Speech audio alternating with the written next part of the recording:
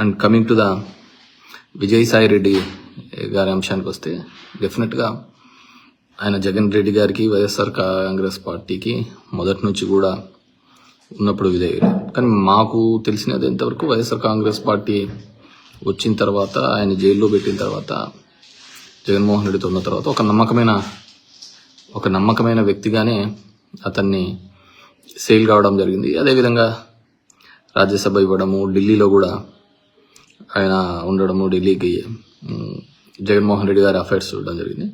కానీ గవర్నమెంట్ వచ్చిన తర్వాత వైజాగ్, ఉత్తరాంధ్రకు ఆయన ఇన్ఛార్జ్గా ఉండడం, సమ్ నెగిటివ్ పార్ట్స్ కూడా ఉన్నాయి.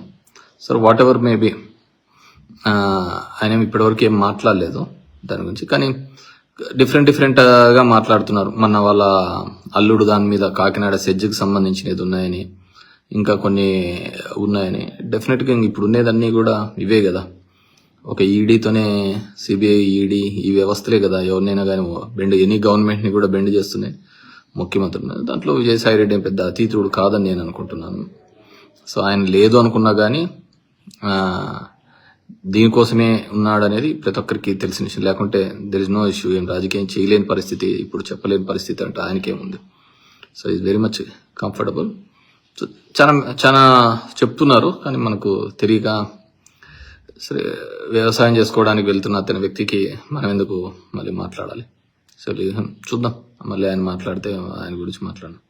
అండ్ కమింగ్ టు ద, నేను యాక్చువల్గా ఈ వీడియో పెట్టడానికి 3 రోజులు 4 రోజుల ముందే